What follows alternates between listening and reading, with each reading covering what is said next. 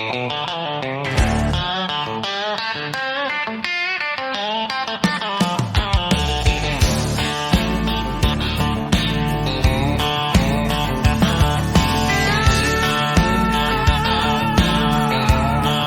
and welcome to another episode of Billy Watson TV.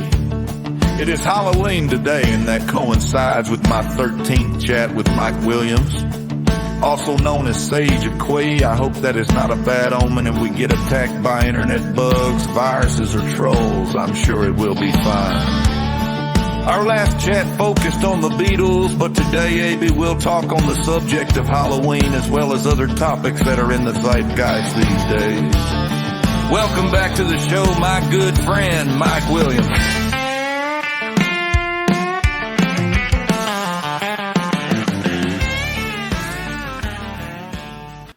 Well, hello everyone, and welcome to a special edition of Billy Watson TV. We've got Mike Williams on today on Halloween. I'll give you a surprise on that one. I had no idea you were going to do that. It was great. Well, I found this mask in the shop. I seen it. It was for £1, so I grabbed it a wee while ago because I was singing conspiracy songs in public, and I thought, how can I go into open mics? I was going to call myself Conspirator. You know how you get Skeletor? Yeah. Do that, but anyway, I thought I'd get my money's worth out of it somehow, so that was it. Because I was just talking to you before coming online there, just about today's Halloween. Yeah. And I'm a postman, so like even compared to last year, the amount of money that people are spending on all this Halloween stuff is like ridiculous. It's just every year it seems to go up a level. We're taking on the kind of Americanization because you guys kind of went into it more than we did in the past. It was more just a traditional looking for apples kind of thing. Like a small light thing. You go guising, we call it in Scotland, trick-or-treating, and you do a wee turn for somebody, you get a sweet. But, you know, you guys kind of pumped it up, and then we're taking that on now and spending, like, there's skeletons everywhere all around the town, and there's pumpkins, and, you know, because I've been, prior to the show, doing a little bit of research. I do it every year, kind of the ridges of Halloween. I look into it a wee bit. And it's quite crazy, some of these traditions. Like, for instance, the pumpkin's head, that apparently symbolises a real head, because there was, like, druids in the past and the origins of Halloween, and go down people's houses and they would ask for sacrifices.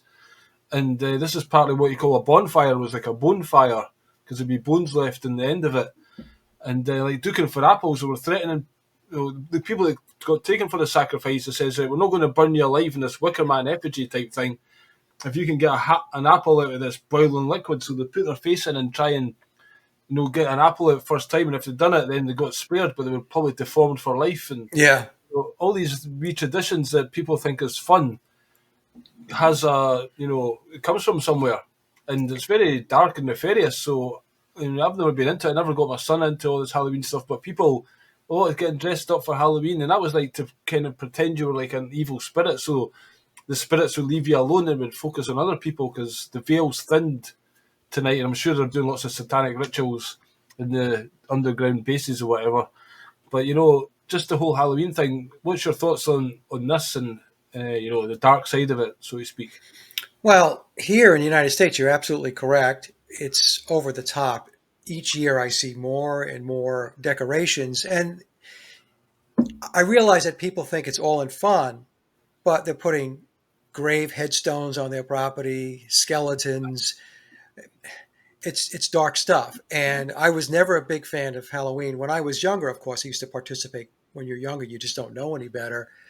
Boy, I really haven't participated in Halloween in a long, long time because I just think the holiday is, it's a dark holiday disguised as something that is fun. And this is how the dark side operates. They present their agenda or their occultism in a way that it seems, there's nothing wrong with this. It's just a fun day. But before we got online here, I took a look at an overview of October 31st and Satanism. And Billy and I were talking about this before we got started, folks.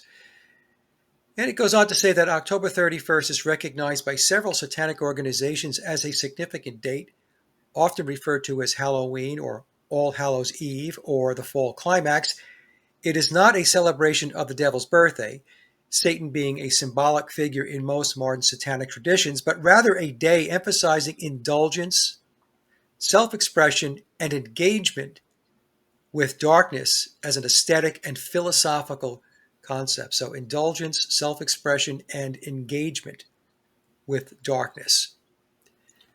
I don't know. I mean, that doesn't seem like a good thing to me. Yeah.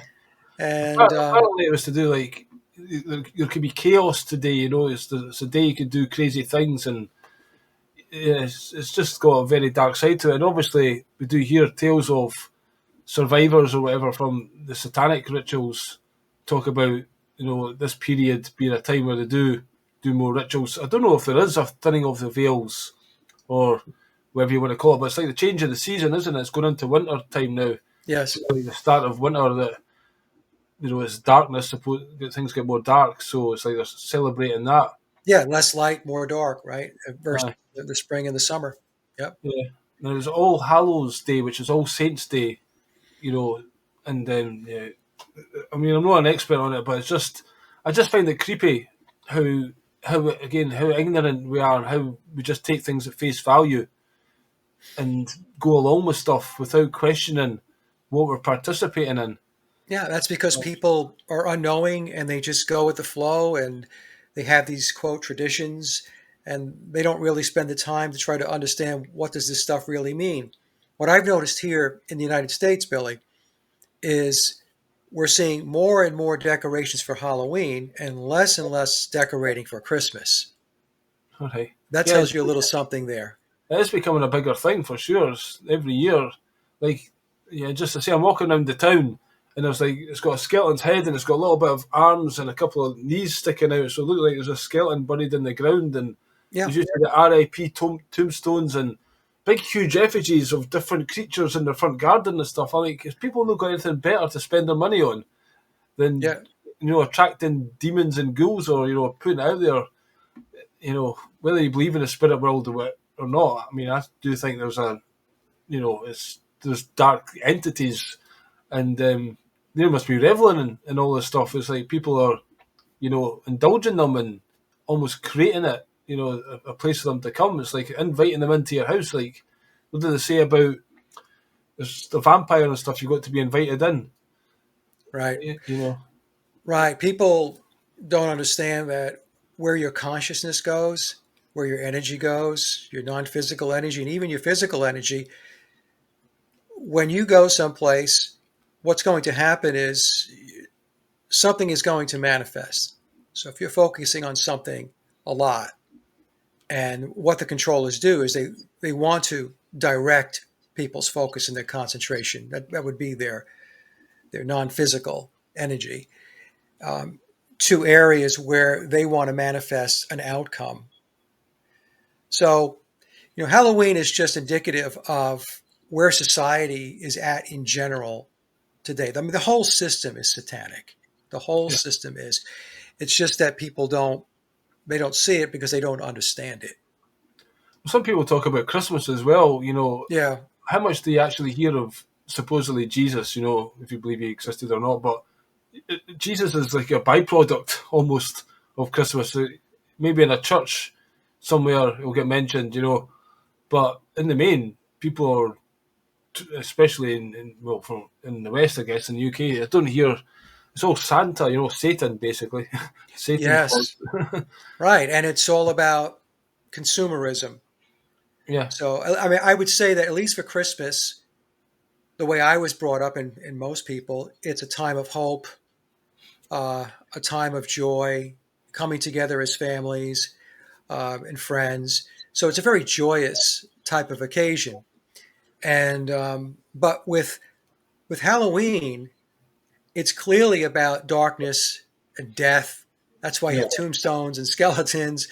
So I can draw a line in the sand and say that's a main differentiator between the holidays. I know what you're saying, but you know, yeah. There's I, a good vibe with Christmas. The family get together and yes, have yes, a dinner together, eat together, and kind of maybe in the past year you've not seen each other so much, and forgiveness and those kind of and you elements. get together. Whereas Halloween is about, ghouls and darkness and skeletons and ghosts and spirits and stuff like that. It's dark stuff, but it's propped up as something that's fun.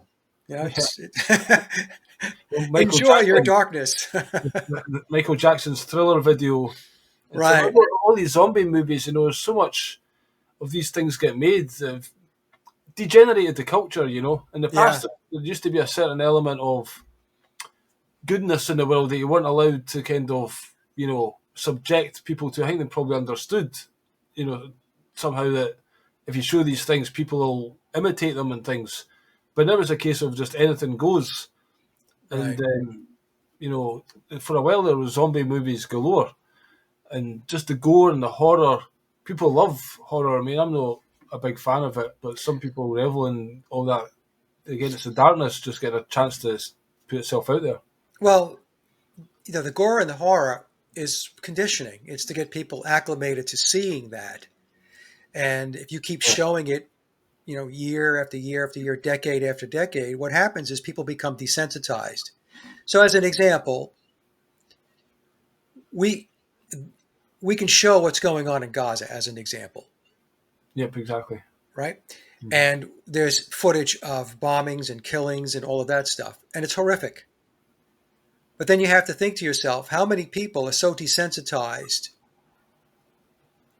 that when they see that, it doesn't do anything to them, or it does very little because they fall back on what has been shown to them on television and in movies over and over again, decade after decade, decade after decade. I mean, video games, Yep. especially, right, with killing in video games and blood splattering all over the place. And, so when you have that type of conditioning,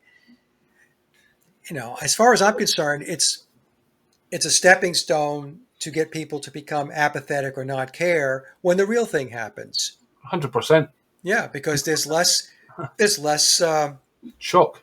shock and outcry for what's going on. Honestly, because what's going on in Gaza is unbelievable. It is a genocide. It's unbelievable. When they show the aerial shots, the entire Gaza Strip has been completely decimated. And I'm flawed by why why the outcry isn't more substantial.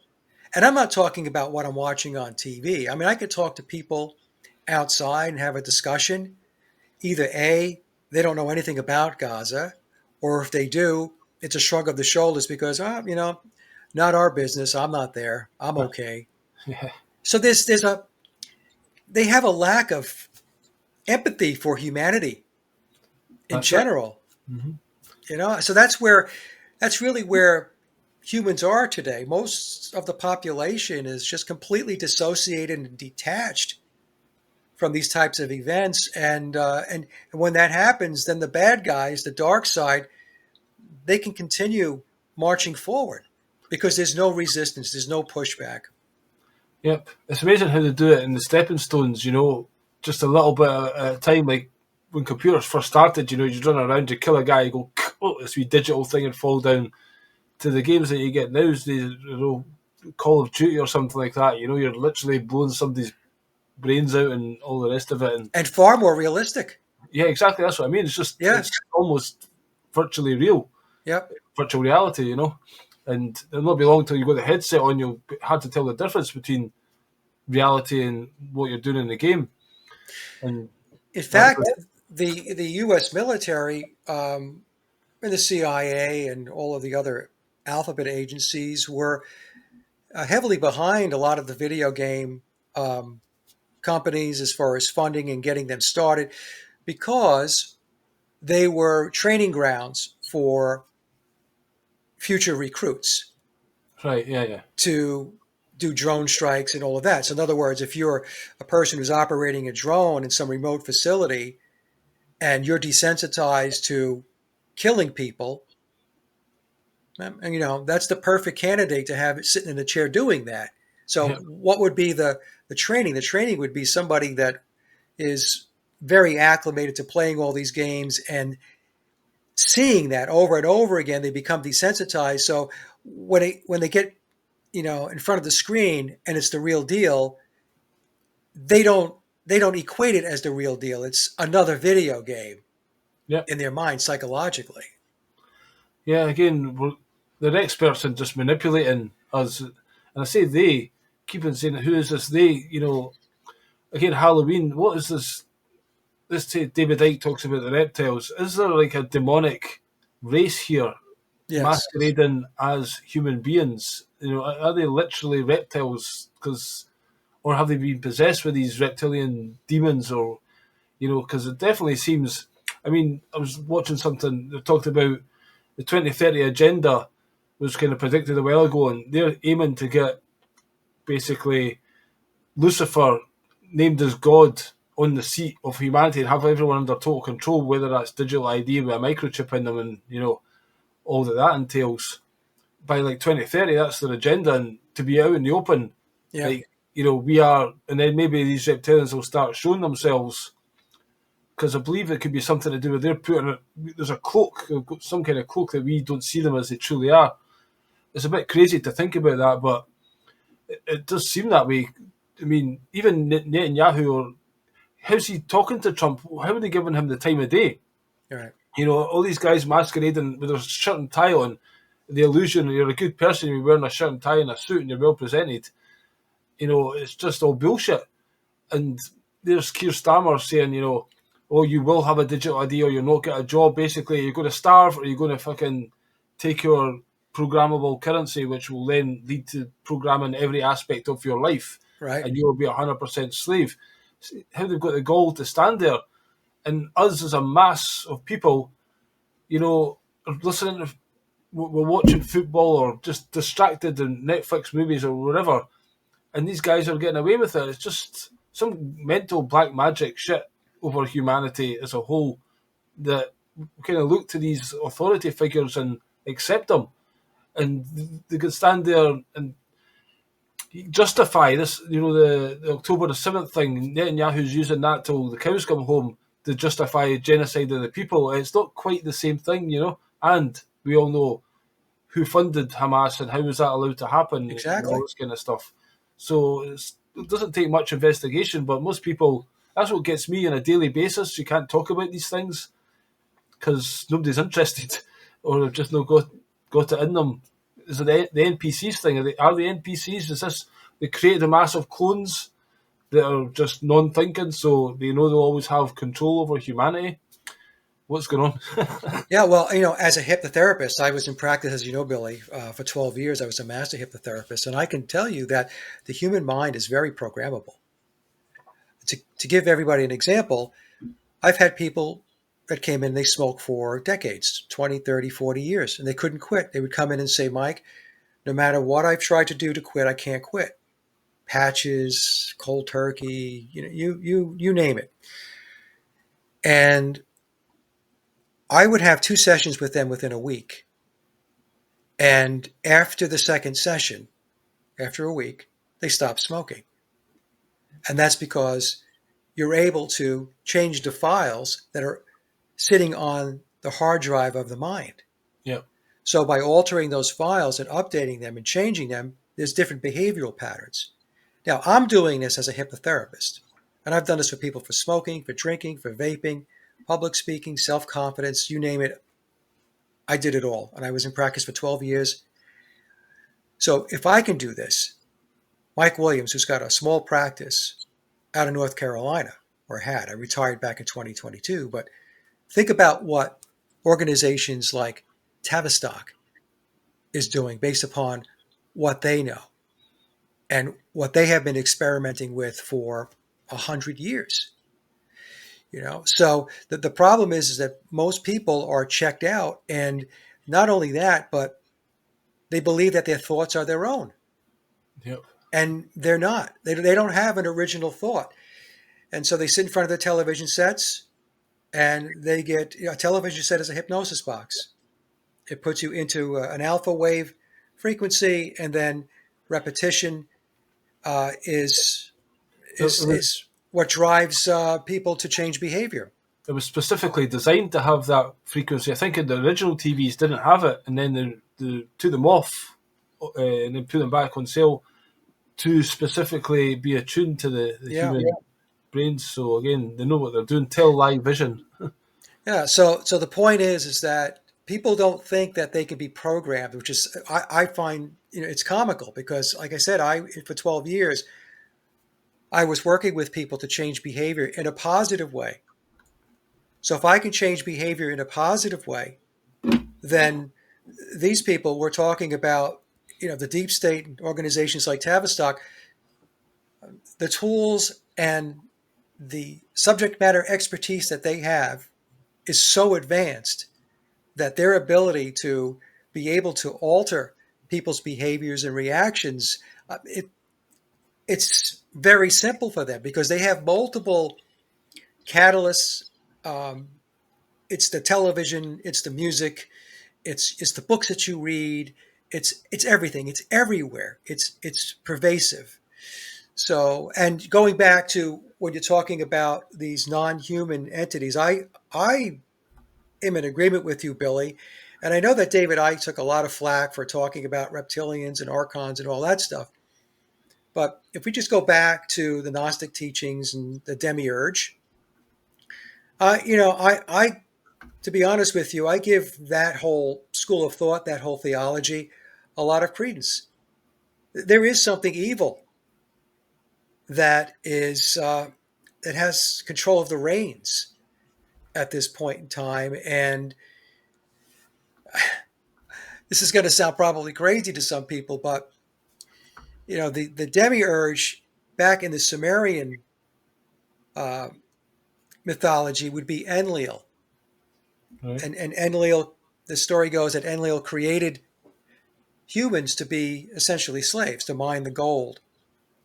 And whether somebody believes that or not, I mean, I'll leave that up to the audience. And then he had his brother Enki, who was much more favorable toward humans and wanted to bestow them with knowledge. Right? Very, very um, uh, in the same vein as Lucifer. Right? So you have the whole like Yahweh, Enlil, Lucifer, Enki type of comparison going on there. But Enlil had his chosen people to make sure that everything worked as far as the humans being slave labor. So when I look at that, I think to myself, we have Yahweh, who's Enlil, and we have our friends, the Jews, who are the, quote, chosen people of Yahweh or Enlil. And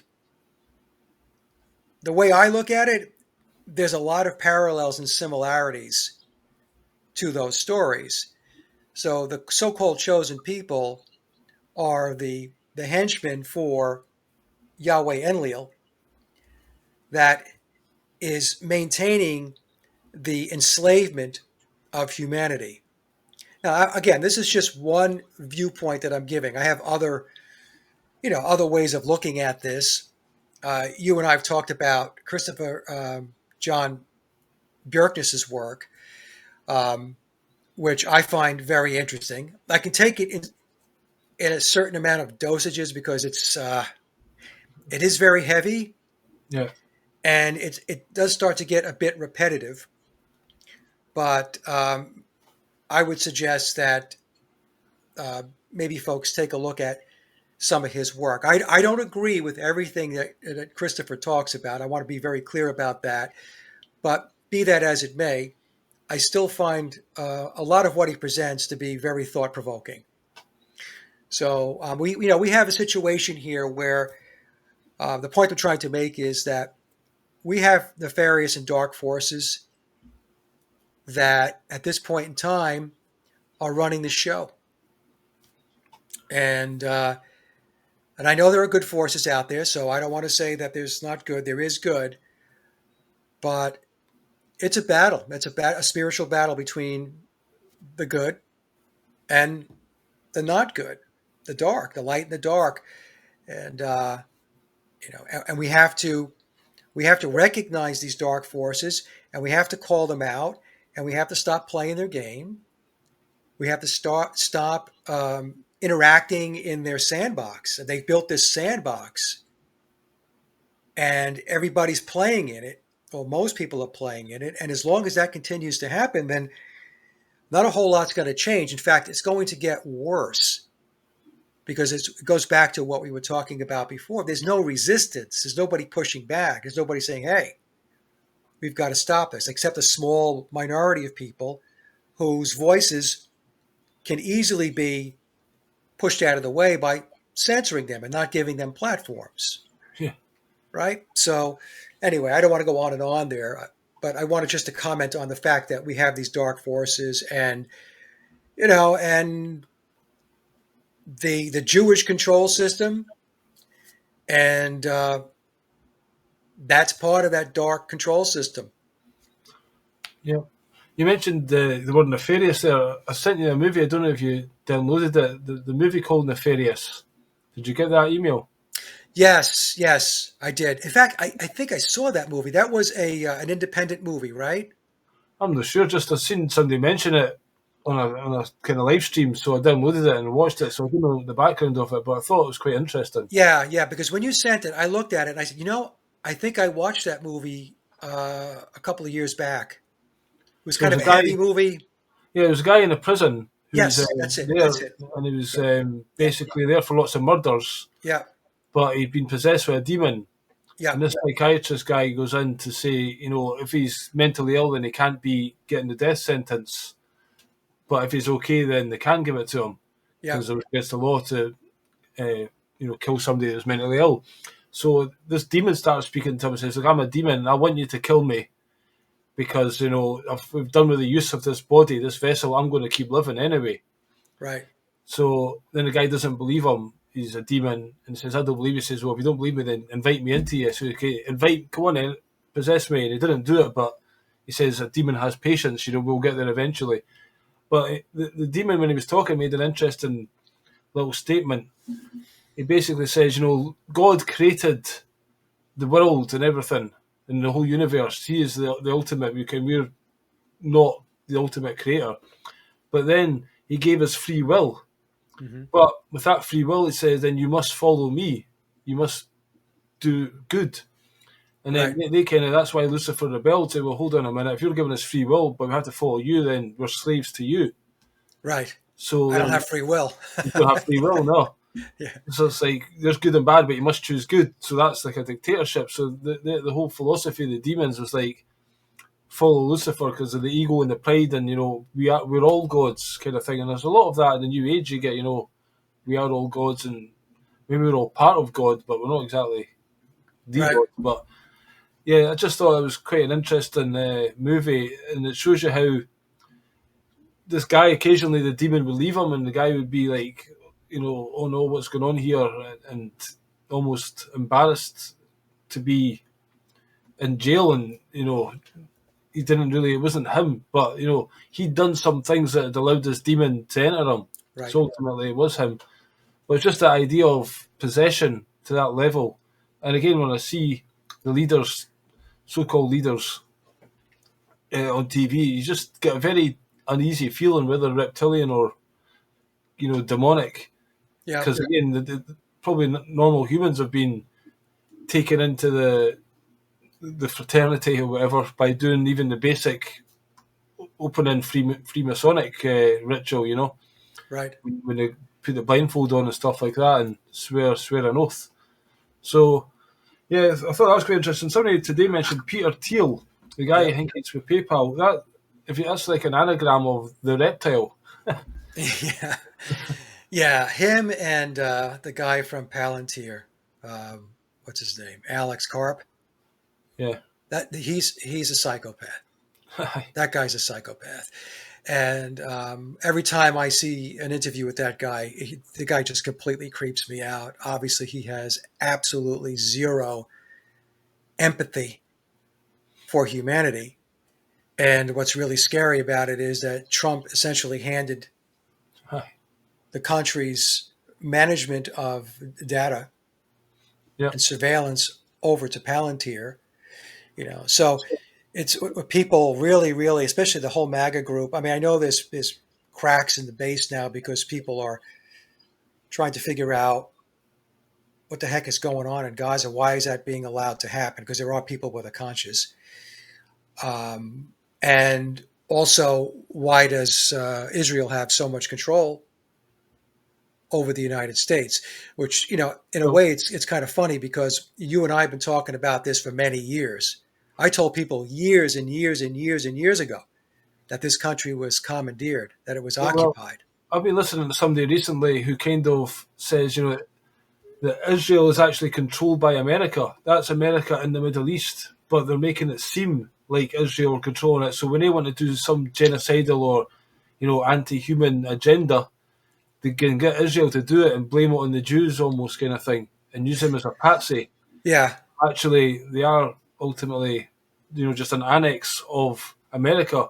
And once they've got the land there, whatever that they need, they can kind of almost kill Israel off once it's served its purpose because it's going on to like a more it's not the American empire, it's getting almost assimilated. The dollar's going to die Hmm. and it'll just collapse the superpower that is America because China's quite strong. And you know this goes back, there's this guy Simon Dixon. My friend started telling me about Bitcoin, and this Simon Dixon's like a guy in the UK who talks about it, but he's also an amazing history knowledge.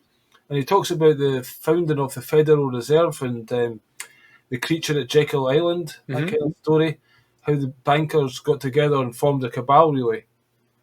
And, now they're using this fiat currency, which is like a Ponzi scheme, Yep. and it's ran its course. It's a bubble that's about to burst. So China was sick of getting oppressed, and it kind of set up its own thing where now countries were going to China rather than the dollar, but they were trying to force this dollar issue.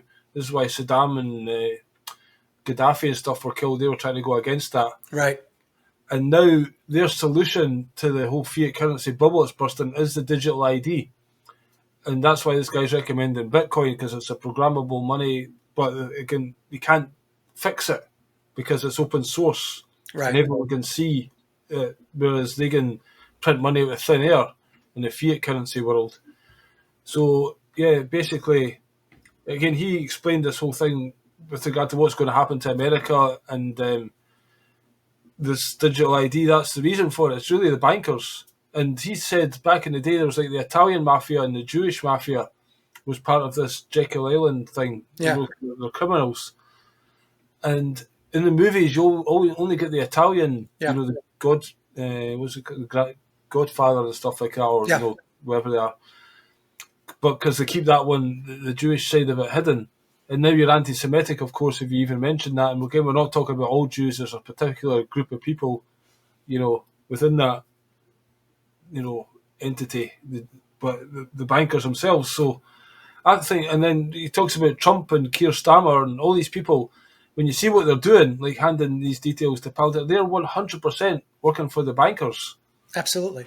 And that's basically what we need to think about is like starting our own currency or using Bitcoin if that's the. He seems to think that's the perfect. He says it's a lifeboat almost to having a future because if you get on that and start trading in Bitcoin and you build it up, everyone else is going to get put on a universal basic income Yeah. and be like 100% slaves in the 15-minute cities, etc. Hmm. So it's quite an interesting guy to listen to. Well, I have a different perspective. First of all, going back to your comment about Israel and the United States, to me, it's indistinguishable. Yeah. So when I talk about Israel, I'm pulling in the power structure within the United States as well. When I talk about the United States power structure, that's completely attached to the Israel I power don't, structure. It's indistinguishable. all these politicians in America, like, they always, the first question, do you support Israel? Is like, why are you Yes, picking Israel? It's like, yes, what the fuck's going on? Why is there a special relationship? You know? right. So to me, saying it's Israel, you know, it's like I said, it's the control system, and the control system doesn't just reside in Israel. The Yeah. United States is completely commandeered and occupied, and it has been for a very long time, very long time. Now, with regard to like what's going on in the world, like with China and Russia and the United States, uh, you'll watch in the news or even the alternative media, they like to play the United States off of Russia, Russia off the United States off of China. And what people don't realize and understand is it's all a big chessboard, and Russia, China, and the United States are all playing the same game. So these controlled conflicts are created in order to move their agenda forward. So the agenda is clearly a one world communist, fascist, technocratic society. Period. Yep. And Russia's going to be a part of that. China's going to be a part of that, and America's going to be part of that. This whole thing where people think that they want to say, "Oh, it's China this, it's China that." Going back into the 1970s, there was a strategy by the controllers to move the manufacturing base of the United States out of the United States. Yeah, same thing's happened in Britain. Yes. So that was done strategically in order to have the situation that we are currently experiencing here in the United States, where the manufacturing base is completely gone and people are relegated to jobs in service and retail. That was a plan. So this whole puppet show where they want to blame China for this, you see Trump all the time, China, China, China. Okay. It's ridiculous. They're all playing in it together. And when people talk about Russia and they talk about Vladimir Putin, you have to understand something that the current day Russia is built upon the foundation of Bolshevism. Okay? I mean, if you go to any major city in Russia, St. Petersburg or Moscow or any other large city, there's a statue of Lenin. Okay? Yep. So the foundation of what's going on there, the influence, the Bolshevik influence is still there. Which is Jewish. Which is Jewish. And it's the same thing when we talk about China and communism, because Bolshevism, communism, and Zionism are concepts and ideologies of the Jews. Okay? Simon Dixon says all these things, including capitalism, they don't actually mean anything. They're just, you have the country, you have the resources and a means of getting those resources used. Right. They do it in different ways, but essentially these are meaningless terms, really. They are meaningless terms. If people want to debate communism, socialism, fascism, and they want to get into an argument and they want to just die on the hill to try to fit a situation or where we're at today into a particular definition. Look, in any of those structures, at the end of the day, it's centralized control. Yeah, exactly. Period. And that's what we have to focus on. People have to stop arguing and debating about things that don't mean anything at the end of the day. It's communism, it's fascism, it's socialism, it's fascism, it's communism. They go back and forth, back and forth. Okay, hold on a second. Forget it. What is the objective? What is it that they're trying to achieve? Oh, centralized control. Okay. That is what we have to focus on. Because as you're down here throwing rocks at each other and swinging at each other, they're getting a whole lot done up here. Because nobody's paying attention to what's going on up here. They want to have a debate on terminology. And to me, it's just a total waste of time. That's when I watch these TV shows like Question Time or stuff like that. They get an audience in, I'm sure they're vetted anyway, but they ask these questions and they just go around in the small details of it. The budget's 1 million this year. Like, well, what is money? Right. There's like bigger questions all the time that you want to get them to talk about, but as you say, they focus on all the different compartments and they don't link them all together. Yeah. To see who's really pulling the strings and where it's all headed. I heard today, like, they was talking about the Great Depression, and the Great Depression times it was like 3 times your salary or something you could buy a house. Now you need like 8 times your salary to buy a house. So, right. I mean, we're supposed to be getting better, Yeah. And now they're also in Britain, lots of migrants coming in. They're getting all the best and into all the houses, and it's just like they're, what's the word, gaslighting you. They're trying to kick off something all the time. And there's a rapist or something, a child molester going around, and he got let out of jail by accident. And there's a big hunt for him, and people are getting him on their cameras. And now he's going on Sky News and he's getting interviewed by them. This is a guy, you know what I mean? It's just totally flaming fans of this Yep. division and all the rest of it, just to keep us all again fighting with each other and Oh, instead of that's the thing. Have us pointing fingers at each other, yelling at each other, throwing rocks at each other. Again, as we're doing that, a whole lot of work is getting done up here. I just wanted to mention one thing, two things. When you talked about inflation, a lot of people don't realize that, well, inflation means that there's higher prices. Well, the higher prices are a reflection of the fact that your money is worth less. Yes, go. Right, your money, the dollar, is worth less.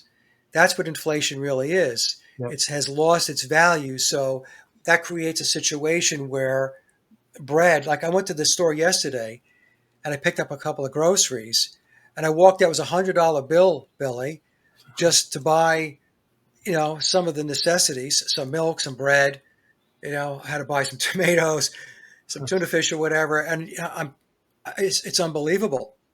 So this is where they're positioning it so that eventually there will be a collapse, and then they're going to introduce, they're going to introduce it before the collapse. One or two things will happen. It'll either start to collapse or it'll be on the verge of collapse, and then they're going to introduce the digital currency as the savior. They're going to say, well, if we have the digital currency, then what's going to happen is we can avoid this catastrophe. And what they'll tell people is that, well, the money you have in the bank's not going to go away. It's just going to be converted to digital currency. So if you have 10 US dollars in the bank, it'll be 10 digital currencies in the bank. So that'll make people feel good. That will appease them. And in their minds, they're thinking, I haven't lost anything. But what you have lost is you have lost your privacy and you have lost control over your life, because the digital currency is going to be part of a social credit score that's going to keep people in line. But you speak out, or you're buying the wrong things, or you're protesting or whatever, they're going to fix that real quick. And we saw that a trial balloon was with the Canadian truckers when they were protesting, and many of them had their bank accounts frozen. They couldn't have access to their money. Now, Bitcoin, I just want to say this. I've been saying this for a long time, and you might disagree, and I know there's going to be people who are listening who will disagree, but I always looked at the cryptocurrency like Bitcoin as a ruse. And here's the reason why. In my mind, there is absolutely zero possibility that the controllers, let's just talk about the international bankers, are going to allow a system to do an end run around them. They control the money supply. And they've controlled the money supply for a very, very long time. Not even forget about the creation of the Federal Reserve. I'm talking about going back into hundreds of years ago. We talk about the Jewish Radnites, the merchants, back during, I think it was the 1500s. So the whole money system has been around a long time. They've controlled it forever. The Rothschild dynasty, we'll just pick on the Rothschilds as an example. If people think that the digital currencies that are out there, like Bitcoin and the cryptos, are an actual end run around the system, no. The system actually introduced it into the narrative, and they put it into play. And the reason why they did that was to get people acclimated to this whole digital currency discussion.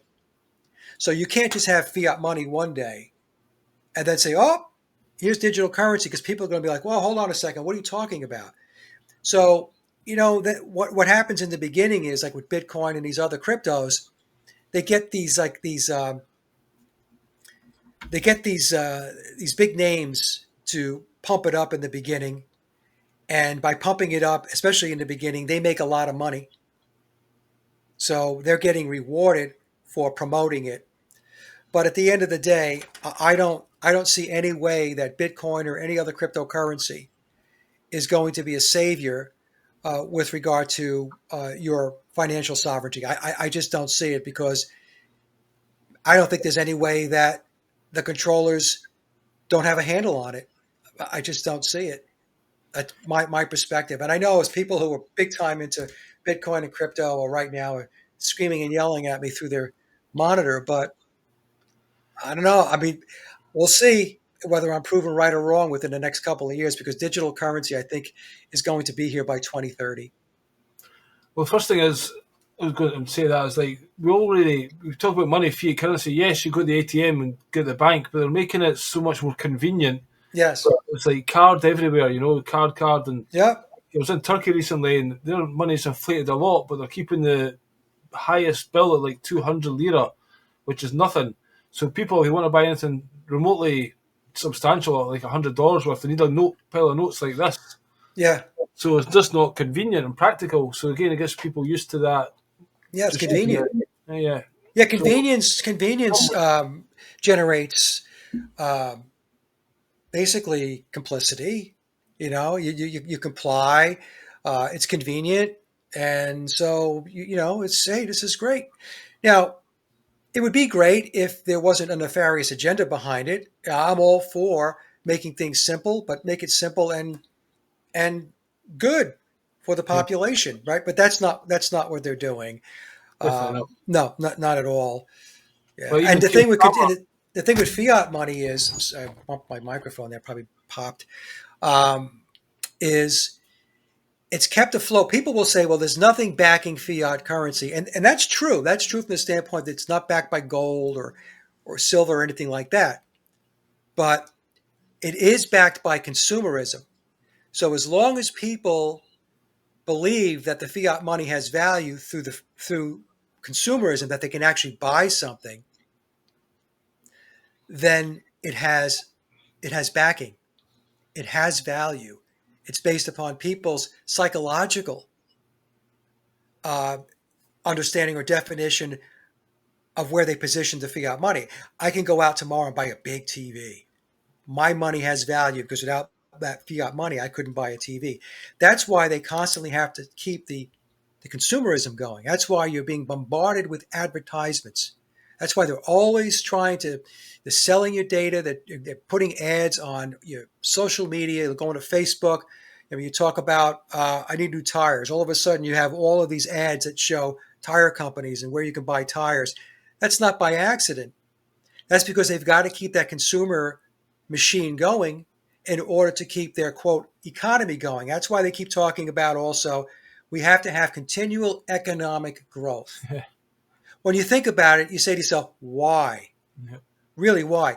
Should the economy be at a point that it's able to sustain the community or to sustain the country? Why does it have to be a perpetual uh, motion machine of growth? Well, that's because it'll generate more jobs. Well, you want to know something? That has been proven absolutely false. Companies are making millions and millions and billions of dollars, yet employment has what? Has declined. Has declined.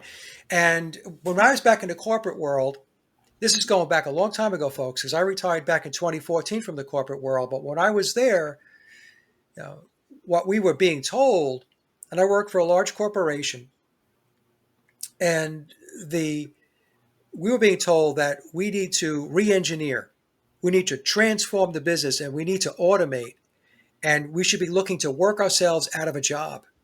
We were actually told that you should be working to work yourself out of a job and automate. And I remember thinking to myself, count me out. I'm not doing that. I need my job, okay? But this is where they have been going for a very long time. I remember, back in the days when I was in the corporate world, uh, we would be in planning sessions, and clearly what was happening at the time was they were expanding to ensure that the business was international. In other words, it didn't have a nationalist affinity. It wasn't a U.S. company. It might be a U.S. company from maybe where it's chartered, but as far as how it operates, no boundaries. So and pushing to manufacture products in countries where they were low cost. So this was going on. Seriously, folks, this was going on 25 years ago. I remember these discussions taking place. This was 25 years ago. So what we're seeing today is not something that has just transpired. It's not decisions that were made yesterday. This has been in process for a very, very long time. It's been very incremental and very methodical. And so what we're experiencing today is a result of all of that table setting and all of that execution of the strategy over decades. Yep, and then just recently, Amazon, they announced that they're going to get rid of 60,000 workforce or whatever and replace them with these AI robots. Robots. Yep. Yeah. So imagine, I mean, they've already talked about so many jobs are going to get taken away with AI. Yes. Which makes me think, you talked about the Demiurge. The guy, I forget his name, Kenny, I think his name was, he does the Pineal Foundation. He made a video recently. Oh, okay. Yes. Yes. Yeah, somebody Kenny, I think, but he said that he done a video basically saying that the Demiurge is AI almost, and it's not just a new thing; it's just revealing itself incrementally. Yeah. Just It's like the Borg, yeah, right? right. Yeah. So yes, the AI is a part of the Demiurge. Martin Kenny. Yeah, Martin Kenny. Yeah. I should have known that because Martin and I, I had interviewed him years ago, Yeah. and I drew a blank too. But yes, the AI is part of the whole Demiurge system. So the AI is being implemented because it's going to manage the governance, the one world governance. It's going to be the eyes and ears. It's going to be the enforcer of policies. It's always going to be. It's going to be the all-seeing eye. It's going to keep track of everyone. And so that frees up the controllers from having to implement this and that and have armies and police forces and everything else. Because quite honestly, human beings are very good at groupthink, being hive-minded, and actually enforcing amongst themselves through peer pressure. And we saw that with the whole COVID thing. So, like you and I know this, we talked about this before. If you didn't wear a mask, all the masktards were coming at us, trying to insult us and pressure us. Why don't you have a mask on? Why don't you this? Why don't you that? Oh yeah. That's how humans function. It's like it's a big sheep farm, Yeah. and you point them in a certain direction. You have a shepherd, and we have good shepherds and bad shepherds. You put a bad shepherd in front of them, they're going to follow that shepherd, and they will self-police. They It will was like, browbeat us. David Icke says we've outdone the sheep because at least they had a sheepdog. Yeah. Yeah. It's really sad. It really is. You know, my daughter, she's very much awake, and she is incredibly knowledgeable on the whole area of vaccines. And she does her own piece of work in that area. She's mostly on Instagram, and she does some of the work on X as well, as far as posting and stuff like that. And my daughter said to me, she says, "Dad, the level of abuse that comes my way for bringing facts to the table." I said, "You don't have to tell me." I said, "I forewarned you that once you take this information and you're going to go public, that you better put your flak jacket on." I said, because this is exactly how it works. You're going to get attacked because most of humanity, a large portion of humanity, is dumber than a box of rocks. And what they know is what they get through their television sets. and they're going to go after you, and they're going to be nasty, and they're going to be ugly. And I ran into this in spades, regardless of what I talked about. This is not a show about the Beatles, so I won't talk about it. But just to say that the amount of abuse and belligerence that came my way just for researching an alternative story on the Beatles, I mean, most people would have ran away like as fast as they could from the topic after receiving a deluge of these types of behaviors. I mean, it's just this low functioning stupidity that comes your way. And so I told my daughter, I said, just block them and just stick with it. If it's in your heart and you feel you have to get this information out, continue to march forward. Don't be deterred by the idiots. Do not. George Carlin said, if you imagine how stupid the average person is, well, half of them are stupider than that. Yeah. I mean, I don't like saying things like that. I don't like calling people stupid. But the truth of the matter is, a lot of people are just, I mean, they're not informed.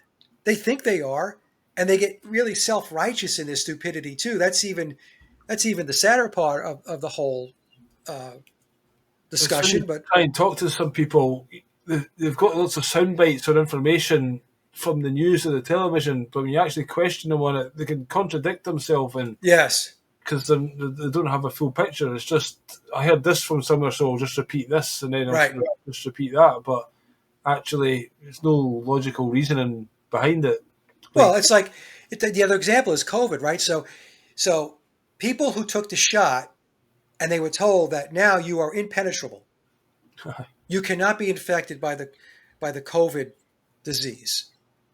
And these same people wanted you to take a shot so that in order to come into their house or go into their business or whatever, or go to a function. And so you would lean back and you'd say, okay, hold on a second. Did you take the injection? I certainly did. Okay, well, shouldn't you be protected now? Why are you concerned about me? I can't infect you because you took the shot. And they just couldn't comprehend that. They were just stuck on the fact that everybody has to take this shot. I don't know. It was just a level of, it was so irrational and so illogical that it was just mind numbing. But then they went, oh, now you need a second shot. Now you need a third shot. Now you need a booster. Yeah. If the first one was that good, why did I need all these other ones? Oh, my daughter has told me stories that people went and got 2 shots, and then they got a 1 booster, 2 boosters, 3 boosters. And let me say this, a lot of these people have a lot of health problems today. And what's even more amazing is that they are unable to connect the problems they're having health-wise with the fact that they took 10 shots. It has nothing to do with that. It's got to be something else. So when you say to them, well, how many shots and boosters did you have? Okay, do you think maybe that might be the reason why you've got a heart problem, or you have a pulmonary issue, or you have a neurological issues, or why you have a blood clot? No, that's not the reason. And you look at them, you're like, what the fuck is wrong with you? Yep, that was my stepdad, who we talked about last time. Basically, just the NHS was still amazing as he took his last breath, Yeah. You just wonder about, all these conditions that people have or are going to get. If this is part of, we're bringing the AI in to do lots of jobs, if there's going to be some kind of mass event where lots of people are going to die suddenly, and it's, oh no, COVID's back, and then you need another injection because everyone's falling down, dying, and what is in store. But certainly a lot of people's lifespan have been definitely dramatically reduced, and we're waiting for a lot of people got very sick, Billy. A lot, and the thing is, we'll never know those numbers because the numbers are buried, they're suppressed. A lot of people have died from those shots, and we will never know the real number. Yep, we'll never know it. And my daughter and her husband. My husband's he's a contractor for the military, and I mean, the stories they tell me about people that they know who have had strokes, heart attacks, because they took that shot, and he didn't. By the way, I was telling, I said my brother-in-law, it's my son-in-law. I was telling my son-in-law, do not under any circumstance take that shot. Don't do it, and he didn't. And what happened was a lot of these guys that did take the shot, they just rolled their sleeve up like, nah, what's the big deal? They have problems, and now they're coming to him and saying, man, you made the right decision because I've got this problem now, that problem. It's unbelievable. It really is. And nobody talks about it. All of the information is just pushed aside. It's suppressed. It's evil. It's just evil. I interviewed John O'Looney a couple of times. I don't know if you Yeah. see him. So he talks about how he used to get bodies sent to him and he would open them up, being a caretaker, and they would pull out lots of they were almost like calamari from Yeah. the vessels. But now, before he gets sent bodies, they've already done that to bodies. They're getting pulled out of the hospital so they can bury the numbers. Yes. So So they're pulling out the caulk. the That's what I evidence. call it. It's almost like caulk. Yeah. Yeah. I mean, and there were the people the embalmers that said, I watched, there was a number of them that came out and said, we had never seen that before, ever, Aye. until after the vaccines the injections were introduced. So this didn't exist before then. Yep. And again, can people connect dots? What's going on here? Yep. Just another thing, we're talking about technology. You used to see those robot dog things. Yeah. Well, again, they started to put them inside like migrant hotels and stuff like that. So they're literally on the streets now. It was just like this was in a movie a while ago. This killer dog, again, can't mess with it. Yeah. But now here it is. Because again, maybe the British soldier. That's why there's lots of, again, say the theory of these migrants. A lot of them are going to be, they're actually EU soldiers. So that they will, that's the tactic they use. They get in police or army from the different culture to control the culture that they come into, Yeah. because their own soldiers will not do it. Plus the drones they can use. They use technology and these soldiers with it to basically, there's a war. There's like, and another thing, lots of people are protesting at the hotels because there's certain things happening around them with all these fighting age men coming in. And it's almost like these protests are controlled in some way to create a scene, to create an issue. And now, the solution for that is to send all these guys to army barracks. So all across the land now, these fighting age men are now going to army barracks, where in England they've been like 2 or 3 o'clock in the morning. They're all doing these, they call practicing whatever they're doing, marches or rituals, not the word, but some training. Yeah, training. Yeah. And so again, what is actually going on here? And Keir Starmer and people think the government is to blame for this, but it's not. There's like other forces that are way above these guys. Oh yeah. And there's a big operation going on, and it's like we're getting invaded, and the army's getting set up, and they're getting trained. They've already got trained in Antalya in Turkey. That's where a lot of training went on. And they're coming in here with dossiers, like there's your mobile phone, there's your money, there's your ATM cards. Why are they getting that? It's not because, for free. It's probably because they're getting paid. Yeah. And for when the time comes where maybe, again, all this technology, some people say the lampposts, the guy interviewed Mark Steele, are actually weapons.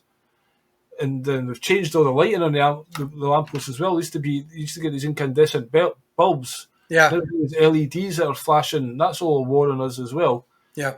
But they've also got hidden technology that can maybe zap individuals in the street. Again, if they've got these heavy metals in them, will they just get ramped up? The 5G get ramped up, people start to get more ill. Oh, we need the military on the streets. We've got the WHO pandemic thing here. Oh, Right. everyone needs to get vaccinated. You've got your digital currency with your BRIC card, and then if your vaccines are not up to date, then you lose this, you lose that. And then you don't need to even imagine that. If you look in China, it's actually happening. People drop litter in the street. Yeah. And they lose access to whatever, the swimming pool that week or whatever. It's like conditional. And lots of the Chinese or the people running it say this is good. it's training humans to Yeah. behave well, It's training. but it's like your Pavlov's dog or whatever, it's like, See, the way you get people to behave or to operate in a decent way is to ensure that there are extremely high standards in society, education, culture, right? Mhm. That's how you develop a a society that has high IQ. proper education as well, not this indoctrination. No, I mean, So, I mean real education, proper education, right? That's what I'm talking about, and step up the standard. See, what they did was, as an example, many years ago there was art, yeah, actual artwork, and people would have to travel to go to a museum or to an exhibit to see actual art by somebody who was very talented in art. What they then did was they took that away because they don't want people to be cultured. And they exchanged real, genuine art for entertainment. So what became art now, right, is a movie, a film, right, or some modern art which was created by the CIA as a mind fuck to see how people would acclimate to that. So what the CIA did, some guy wrote in my comment section, "Oh, that's not true." I'm like, dude, it's been revealed now. It's in the mainstream narrative that the CIA was behind, at least here in the United States, behind the introduction of modern art in society, all these abstract types of even if you look at Andy Warhol, you know, yes, pop art, and there's a tin of bean, a can of soup or whatever, yeah. but it wasn't proper art. You know No, what I it's mean? not art. So, but they lowered the standards like you wouldn't Yeah, believe, and so then entertainment became art. Oh, it's an art form.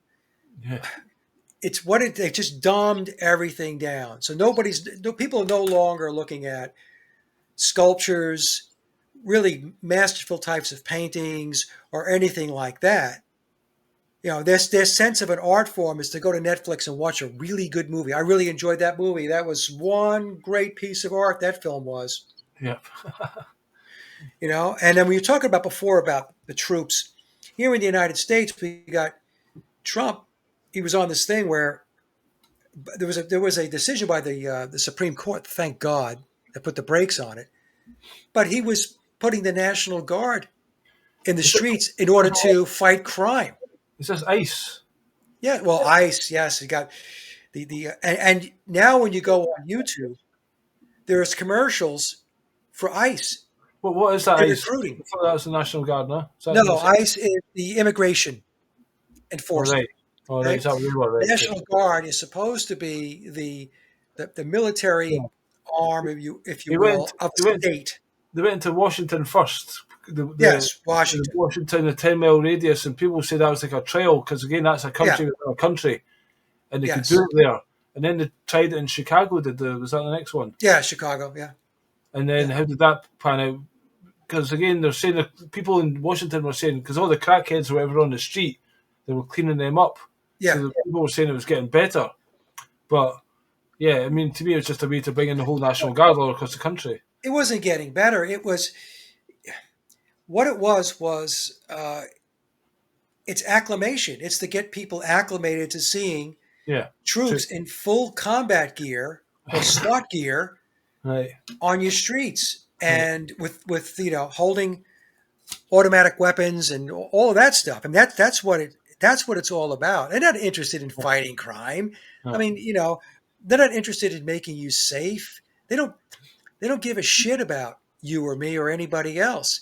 It's all about it's all psychological warfare. It's to get your head in a space where you are accepting what it is that they are rolling out. Yep, I totally agree with that. And I'm good to hear. I'm glad to hear that it got stopped because I just thought they were going to roll that out one after another. Yeah. Yeah. So that's good. Uh, yeah, there's another thing you mentioned X and your daughter on that. Somebody else I heard say you get freedom of speech on X or that social media, but you don't get freedom of reach. And again, there's lots of police turning up at doors at 2 or 3 o'clock in the morning and saying you posted this on Facebook and Yeah. stuff, which is outrageous. But they're saying that's a way we're actually building up our social credit score as we speak, and that's what X is and Elon Musk, because he bought that with money he borrowed from the banks, and as soon as you borrow from the banks, there's terms and conditions. Yeah.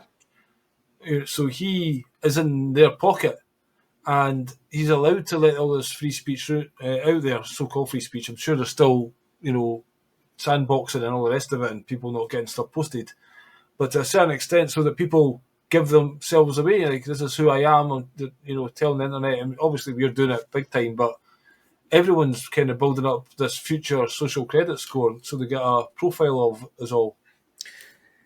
X is a massive, massive surveillance collection website. That's what it is. It is collecting data every which way from Sunday. Elon Musk is not a good guy. Elon Musk is not for free speech. What's happening is they're allowing what they're allowing on X so that they can categorize people. Yep. So if they suppress speech, then what happens is you're only going to get a subset of people that you can actually tag and put them in a bucket and say, well, these people belong over here, these people over there. Open it up and say, oh, you've got free speech. You can say whatever you want. Now, a whole flood of information is coming in, a whole bunch of data is coming in, and now the AI is sifting through it and sorting through it, and they're putting everybody in buckets, labeling them, and like you said, Billy, it's going to feed the social credit score. That's why I don't spend a lot of time on X. I will put my 8 to 10 posts up in the morning that go back to my blog, and I will mix my blog up with some there'll be topics that will be very controversial, but I'll mix it up with other stuff like how do certain things work? Or, hey, if you're going in for cataract surgery, what's the best type of lens? The reason why I do that is to mix it up a little bit, to give the AI a little bit more to work with as far as who exactly is Mike, Right. and what exactly is Mike all about. And they'll be able to draw a conclusion. And by the way, if you're on X, folks, and you want to know what X, how it summarizes you, at the top of your page, right above your photo, there's the Grok symbol. Just click it, and what'll happen is Grok will give you its summary of what you're all about based upon what you post. Interesting. See that? And so I was letting my brother know this too. He's on X. I said, look, if you're going to major in one thing and you're going to be very hard hitting, okay, don't think for 1 second that information is not going someplace. So I'm not saying not to post. What I'm saying is make it a little more difficult by mixing it up a little bit. Yeah. That's why I don't, on X, Billy, I don't know if you've noticed this. I don't do a lot of interacting. I don't respond to a lot of comments. If people make comments, I might say thank you. Or if they ask for some information, I might post a link to another one of my videos. That's it. I try to keep the level of information to a minimum as far as my interaction goes, because I know exactly what's going on with X. Yep. Elon Musk, by the way, I had this conversation with a family member, like, oh, Elon Musk is such a genius. That he's not. No. He's a clown. Okay, he's another front man, a veneer for the machine behind the curtain. Yep. Okay, so don't think any of these guys are actually these Silicon Valley quote geniuses are actually geniuses. They're not. They have been placed in these positions. They're paid very well to play a part. They're playing a role. They are a character. Well, even the logo, first of all, of X is hex as well, Yes. And he's not designing that, but that would have had a specific design based on... It's also X, Osiris Risen. Right. That's what I mean. There's meaning behind it. And also, Grok is like plainly Saturn. It's Saturn. So it's just unreal how they'll put these symbols out there. Obviously, they mean something to them, so they're going to use them. Yeah, I mean, it's the Saturn cult, and they're heavily into the cult of Saturn. I put a couple of videos up on my blog about the Saturn cult. And, you know, Saturn's all about time, containment, control, discipline, right? These are all things that have been imposed upon us, Yeah. right? Elon Musk recently, he started to do some posts. He's jumped on like Andrew Tate's a great guy, or Keir Starmer in Britain. You know what's going on. You just need to stand up and start rioting. Just now, he's like when he first got it, he was like saying, "I'm not going to be political," Yeah. but now he's just wailing in there and like trying to almost stir up civil war. Yeah. And who's the other one? Tommy Robinson. He's another. I don't know if Oh, you've heard of him, but he's a total shill. yeah. And He's he, a tool. He's aye, a Zionist tool. And even Trump, back in July of 2024, when he had the Butler, PA assassination attempt, right, which I called a complete staged event. yeah, I mean, I was talking to a guy who believed it, and I was like, he got his ear shot. I was like, he just ducked down, somebody nicked his ear, and he popped back up again. And And 2 weeks later, Netanyahu was at at the was what Mar-a-Lago, his joint down in Florida, right? uh-huh, And there's no bandage on Trump's ear after 2 weeks. Look, no scar, no scab, no anything, right? See, the whole thing was a yeah, staged event. It was a hoax. But I called it then that he was selected to take on his second term. So he was in. I knew it back in July of 2024. It was a done deal because he was the 45th president. That's 9, and he would be the 47th. That's 11. He's a 9/11 event. And I told everybody back in my July 2024 um, editorial, my commentary video, that his job was to lead the MAGA community into the technocratic agenda, into 2030. Trump is going to lead them into 2030. And that's exactly what's happening. I mean, he's supposed to be America first. There's no America first with Trump. He's in bed with all like Larry Ellison and Peter Thiel and all of these other technocrats, and uh, you know he's not even apologetic about it. this is the thing. It's just that's because he's different. He plays by different rules. I'm Trump. He actually swore in the White House, I think, a couple of weeks ago. Yeah, And yeah. JD Vance is like, oh my god, looking at him like this, and hey, I'm JD. Trump, I'm renegade, man. I'll do what I want. It's like I can't stand him. He makes me sick. JD Vance is another hoax. He's been completely set up. He was tied into Peter Thiel. Aye. So the whole thing, the whole thing is a clown show. It's a charade. Um, these people are not who they pretend to be, as far as what they're saying they're responsible for, and what they sworn to do, as far as being in the positions they're in, whether they be president, vice president, or whatever it may be. They are there to push this one world, fascist, communist, technocratic agenda. That's what they're there for.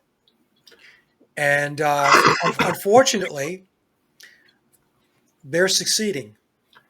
It's when Trump gets the book to sign. What am I signing today? Oh yeah, I'm making the decision. I'm giving all the data to Palantir, because this is for the good of the country. And they've got the brazenness to stand there Yeah. and to put all this forward as if they're the guy behind it, and this is for your good, and give me a round of applause now, please, people. It's like fuck off, you fucking evil cunt. Well, and people don't even realize, Billy, that he's doing everything by executive order, which is by decree.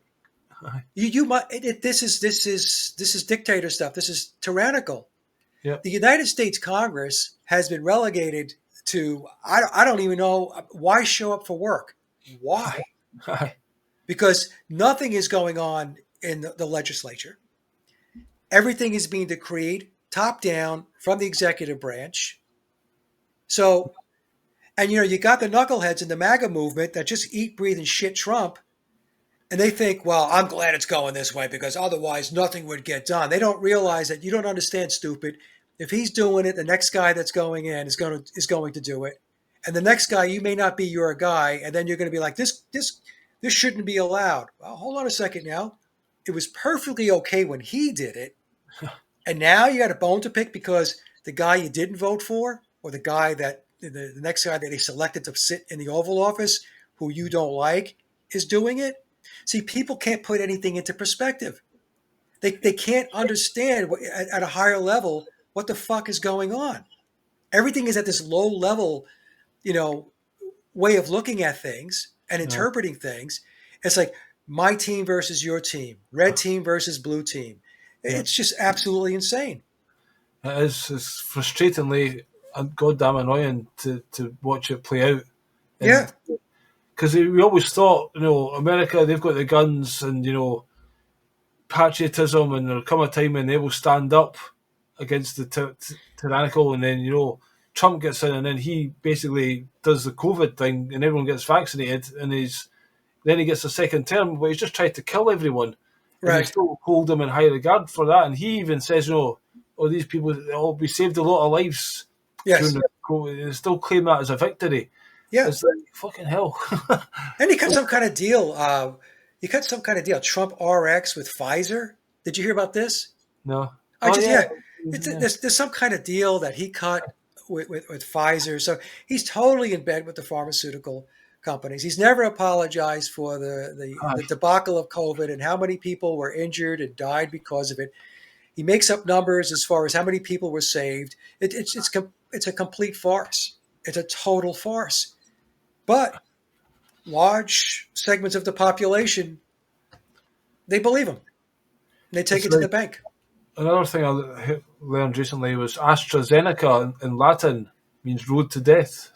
Is that right? Yeah, yeah, great. Why does that not surprise me? And even Trump's whole take with Gaza is going to be the Riviera of the Middle East. I'm like, what is wrong with you?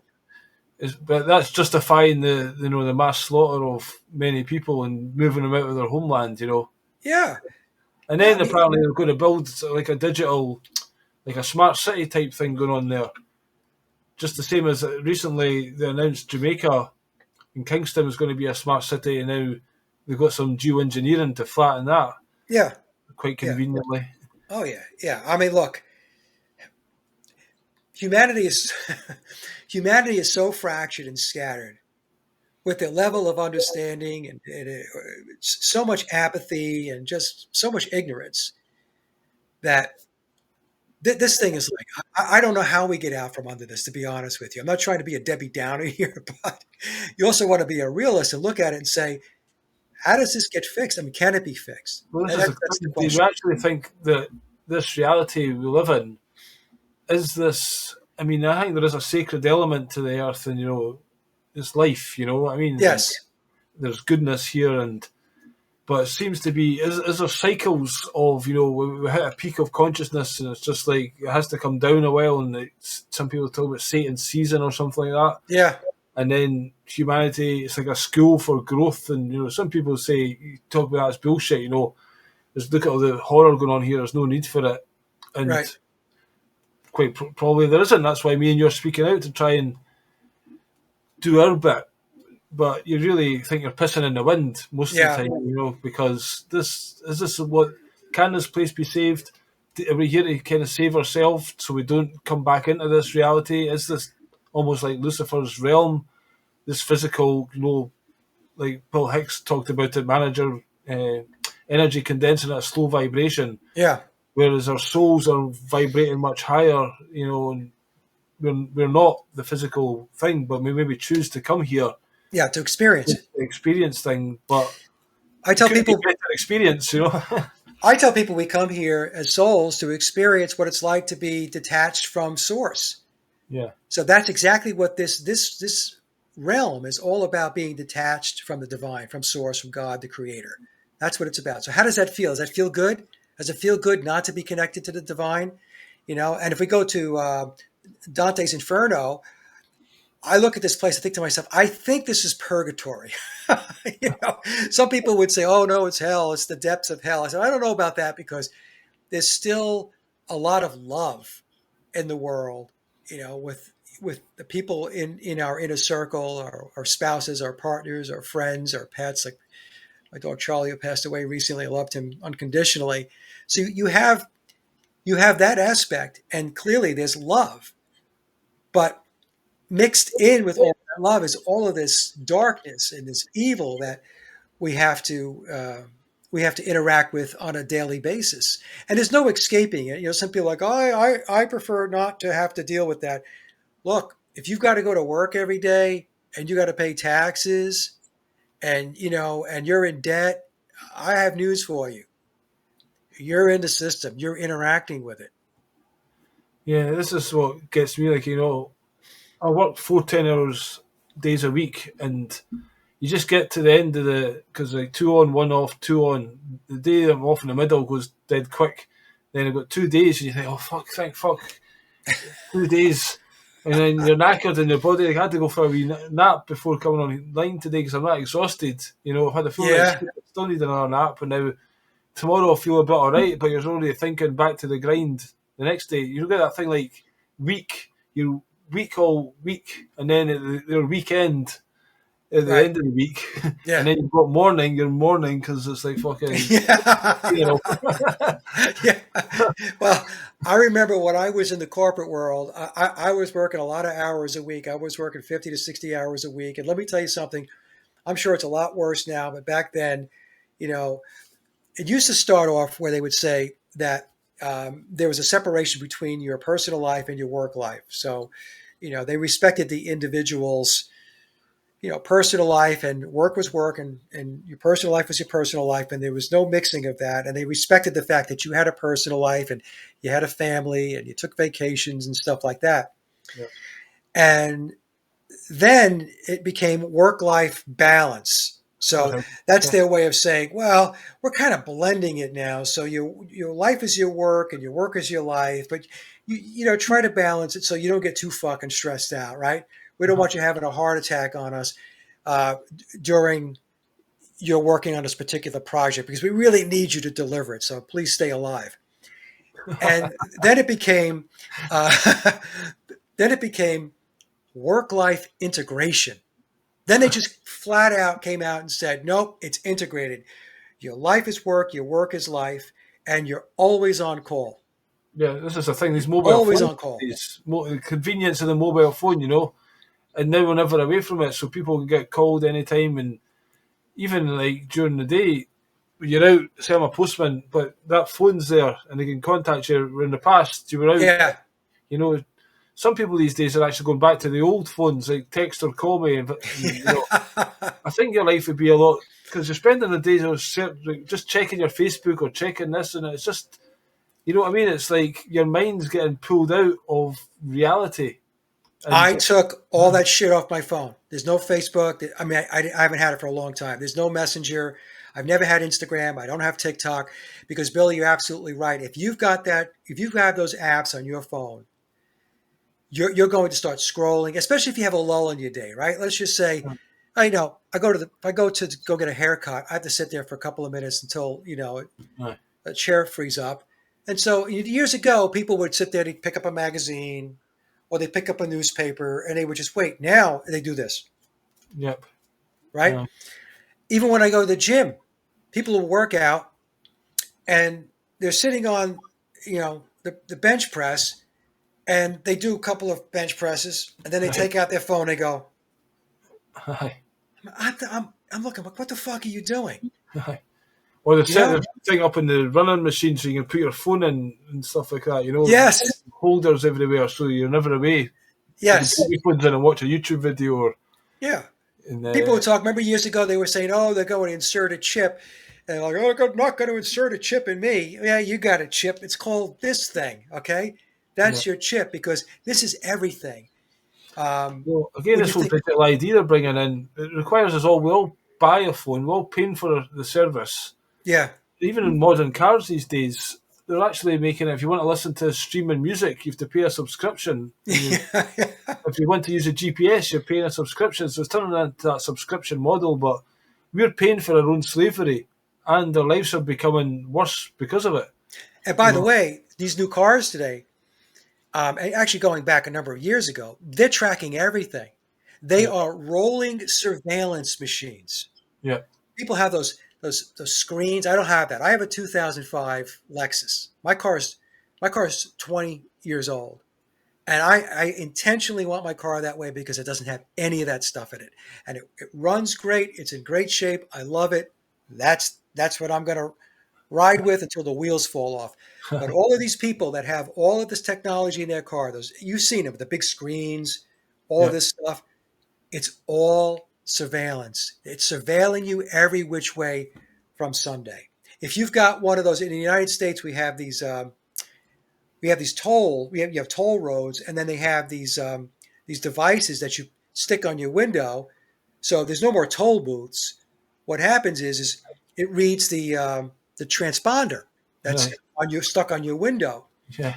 And if I have to use that road, well, I keep it in a Faraday bag. And then Right. when I have to use the road, I take it out and put it on my window. Because if you keep it on your window, Yeah. guess what? It's tracking you. It's tracking you.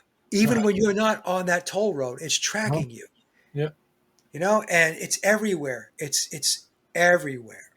Yeah. Apparently, there's like microchips just hidden in the car without your knowledge. Yeah. Yep. You know. Yep. And it's sending data back. So, there's data going back. Eventually, what's going to happen is, I'm sure there's data going back to insurance companies Aye. about your driving habits, how far you drive on a given day, week, how fast you go, right? Yep.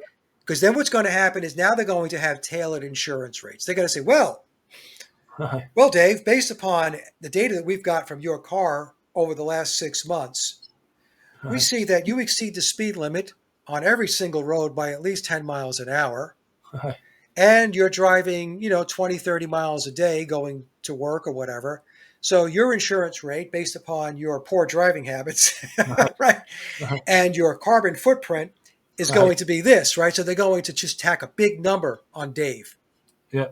And then if you're, elderly person and, you basically go to the store here, go to the store there, and you're driving the speed limit or under it, you're going to get a different insurance rate. Now, some people might say, well, but that's good, Mike. That's good because the person that's obeying is being rewarded. But it's not even about obeying as much as you're not free. They're surveilling you every which way from Sunday, and they're not telling you. And it's not only going to be that. I was reading an article, Billy, there was a video I was watching where supermarkets now are introducing pricing. It's kind of like it's like a flexible pricing. Dynamic. It's dynamic pricing. So based upon what they know about you as far as how much money you have, your income, or whatever it may be, you're going to pay a different price for that stick of butter than the person that doesn't have quite Right. the job or the amount of money that you Do have. with how many they had in stock or something. I didn't know it was individually dynamic priced. Yeah, I mean, this is what the video I was watching, unless I misunderstood it, is that some stores are right now, they're kind of doing the trial balloon on this stuff. Aye. So based upon a lot of these stores are using facial recognition. Well, my local Tesco in a small village, I just noticed the other day they've changed all the checkouts and they're putting these things, and just now it's just when you scan something through, it's a screen you can see it on. Yeah. But I'm like, that's not set up for that. That's got there'll be a camera at the top of that, Yeah. and basically we'll be paying for things with our face, basically. Yeah, I'm going to get glasses that are that IR reflective. I mean, it'll block a lot of the stuff that's out there. But if it's really sophisticated IR facial technology, then it's not going to do that. But for the run of the mill stuff, at least for now, if you're going to supermarkets or whatever, or whoever is using the technology, it should help because one of the main features that it focuses on is your eyes. Right. So if you could get that blocked out, then it has a difficult time trying to figure out who you are based upon the rest of your features like your mouth, your nose, and stuff like that, or your jawline. But evidently the eyes, at least for now, is very important as far as facial recognition technology goes. Right. Well, they've got these checkouts there that people still got a human. I actually ask because most people are using the self-service and and I say, can I get a human here? And I'll take my 3 items and go to the human. But when I do sometimes use the self-checkout, we've got a camera and you see yourself. I always stand to the side or I get my wallet and put it over the thing. Yeah. Because I just don't like it. And another thing people could be actually doing is, there's rules apparently called GDPR, Yeah. So if every time we all went to the supermarket, we all wrote a letter or sent an email to Tesco saying, I want all my data, and, get that back off them to give them work to do. But we're all just giving this thing away freely without realising it. But technically, we've got the right to any information they collect from us. Yeah. So we could start playing them at their own game just to collapse the system. I don't know why people use these self-checkouts as well. Surely we should be keeping people in jobs, and even if it means queuing a bit, it's the convenience thing. And then they're making them card only. You can't put cash in them as well. They're phasing out cash this way as well. Yep. When you do self-checkout, you are an unpaid employee of that store. That's Exactly. really what it comes down to. You are an unpaid employee. You're checking out, you're bagging, and all that stuff. So keep that in mind when you do the self-checkout. You're actually working for free. They gave you a little job to do on behalf of the supermarket. That's exactly what I thought when I was You're in there doing the it other free. day. Yeah, Yeah. I look at they're all working for it. We've had a few comments, so we'll just bring up a couple of points. We've got the bench press man here. He's basically saying, post-system thinking, what's the solution to all this? Is there a way out of this it's like a trap that we're all like lemmings kind of falling into? Do you believe we can escape digital ID when they want to bring it in? Do you think Look, the answer to it is it's very simple, okay, but it's very difficult. You need a critical mass of people to wake up, Yeah. okay?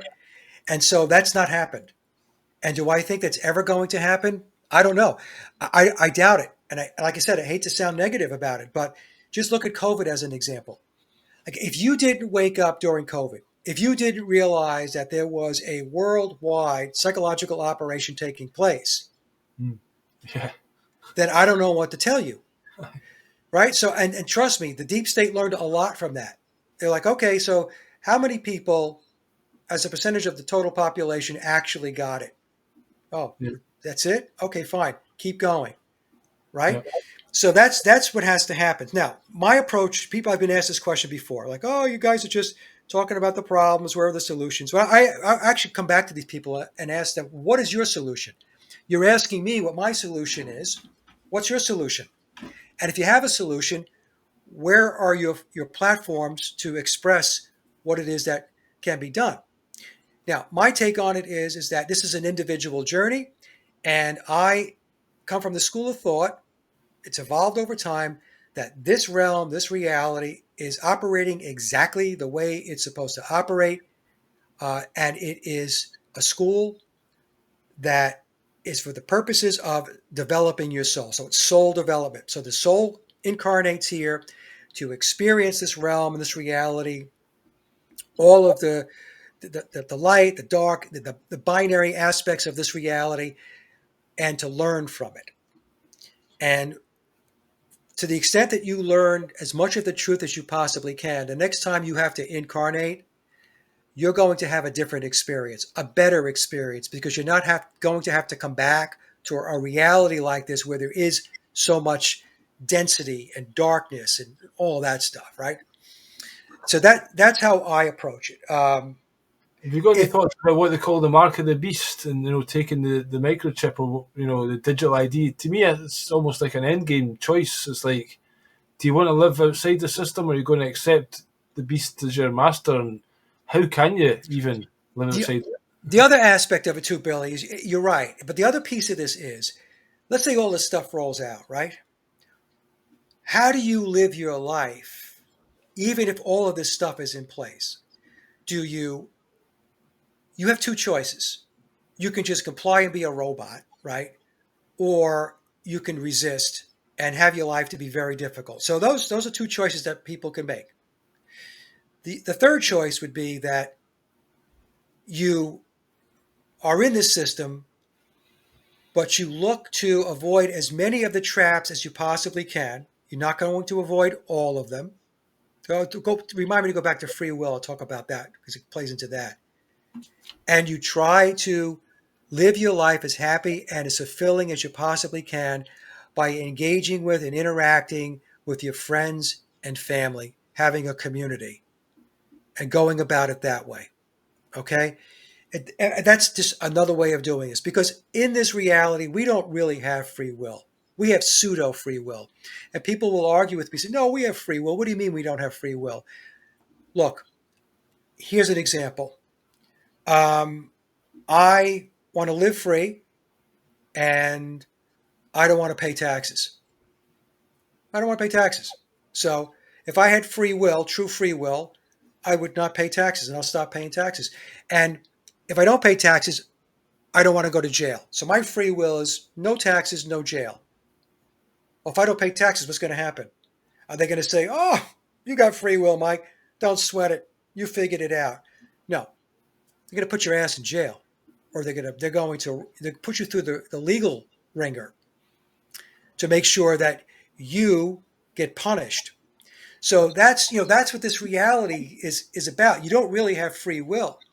So you have to make choices, informed choices on how to best live your life within a system that is a satanic system. I'm actually part of a group where they're basically call themselves a trust. Yeah. And in that trust, you do a declaration of standing and an affidavit of who you are. Like, I'm Billy of the family Watson. I'm a living man. So I've recently got like a parking fine. Right. So rather than, they say in all these legal things, the sovereign things, they'll say that these are offers. And it's not went to court yet, so they're making you an offer, pay within 14 days, and you'll pay half otherwise, Right. So then you send them a declaration of standing, and there's actually a 5-stage process that is a bit different than the one I'm in to the other ones that do similar kind of stuff, because this one, it's a trust. We're not in the public because we're in this private trust. And then, it's a case of standing up for who you are and knowing that you're not the birth certificate anymore. So they can't refer to you as that legal fictional name that they've created. Yeah. So that because they own it. And that means that apparently a lot of these guys have got these trusts set up for their property and stuff like that. But if you've got a property in your legal name, then they own the legal name, so they can come and claim it off you. Like your car can get towed away. Does it work though? Does it work? Do you know any real examples where it actually worked? This is what's happening in the group. Every week, people talk about their successes, and there is people having successes. That's good. That's good. Because ultimately, they can't go against the truth, but they're just using people's ignorance against them. Right. But as a small community, we need other people to take on a similar kind of thing. Because one guy is kind of pushing it and he can't do it all because rather than just give people a thing and let them go on with it, he's taking a responsibility. We'll have weekly meetings with them and get on there and personally help people. That's good. And we're trying to all help each other. So people get up to a certain level, then they'll teach other ones. That's a very complex.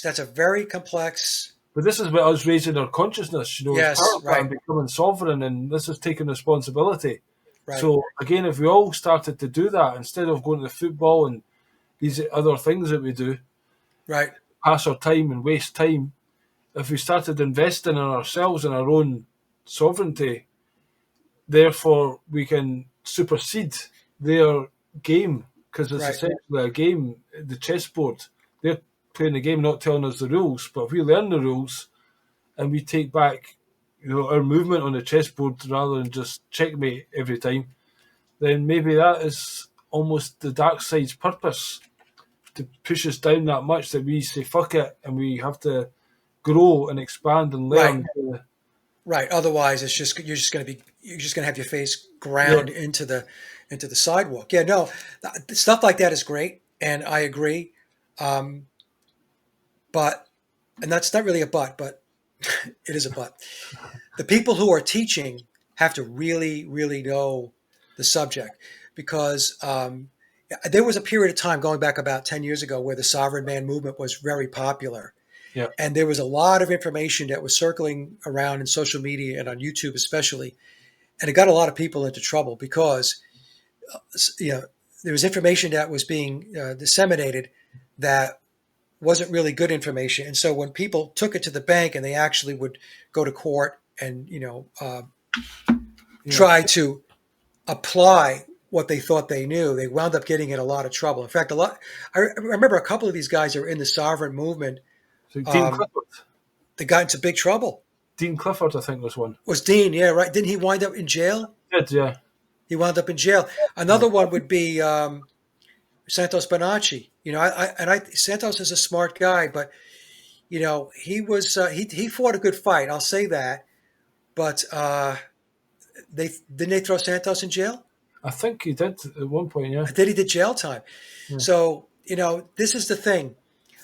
Even when you know that stuff, Yeah. you have to be willing to take what could come your way, because they're just not going to lie down and say, "Oh well, No. okay, you got me right."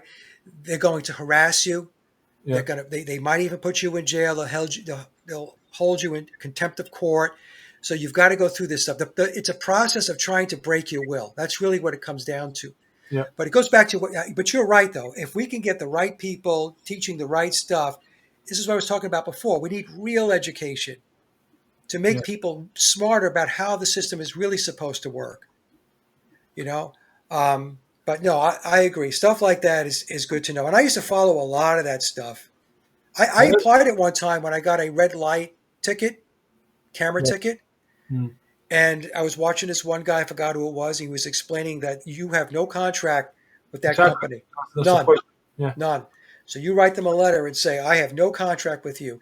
So you need to show me the contract that I executed, I signed with you. And if you can't furnish that, then this is null and void. Well, and it actually worked. Because they're basically, putting this to you. It's like they're charging you, and you say, okay, instead of fighting it, say, okay, I conditionally accept. Right.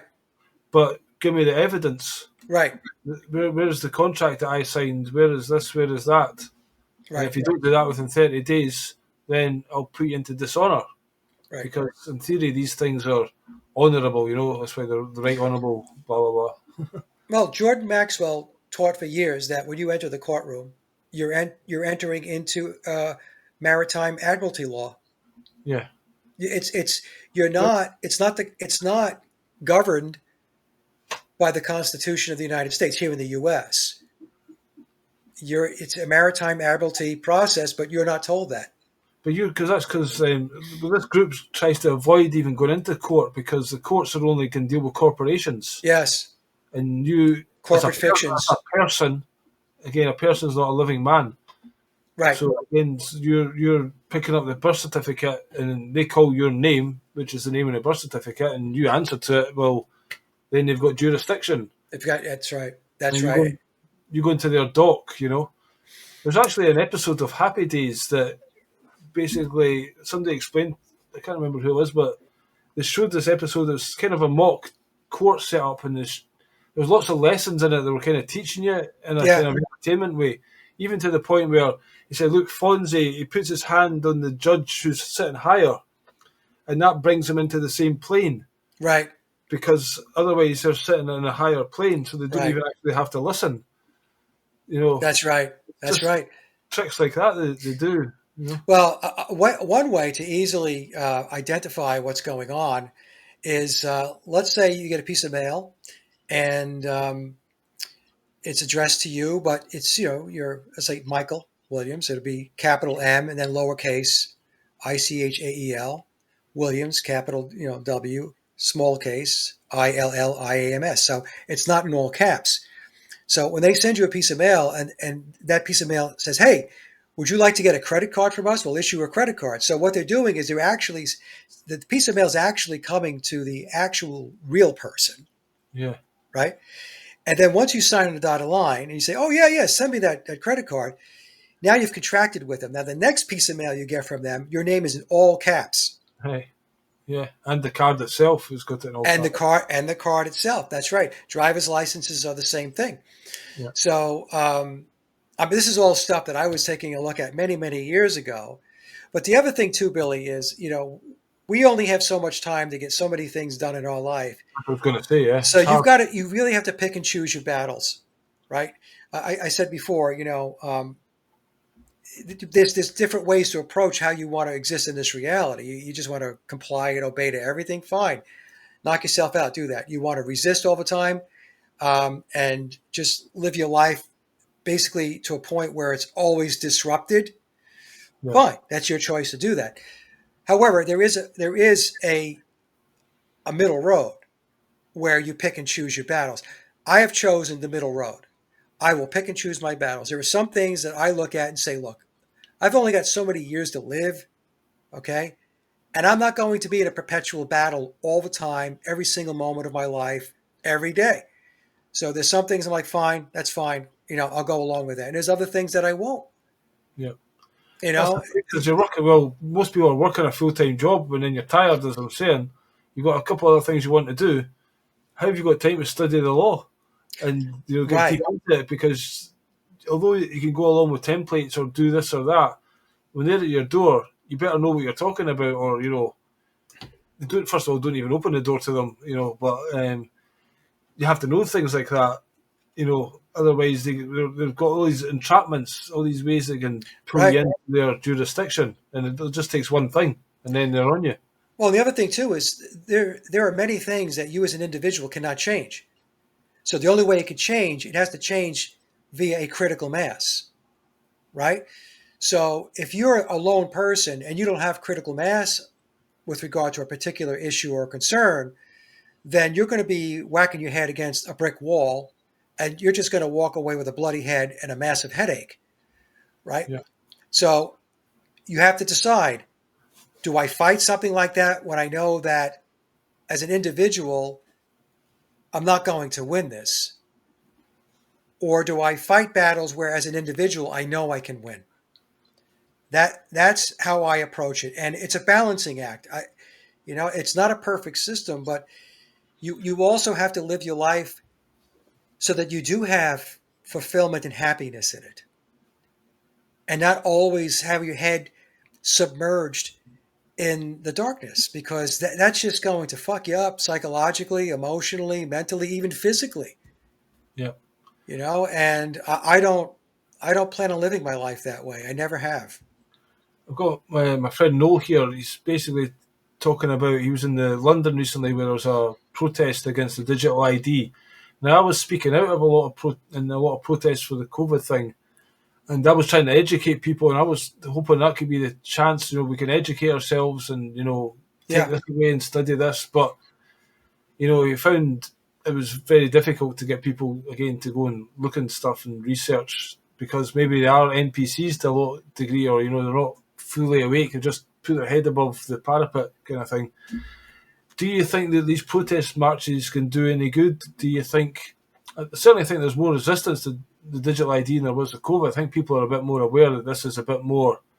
Although the COVID is, the jags were trying to kill you. This is almost like we've seen what China's like. People are aware of this social credit thing, and they're almost. I think there's a wider knowledge, like from the people walking the side of the street. They weren't getting abused. The protesters were getting supported.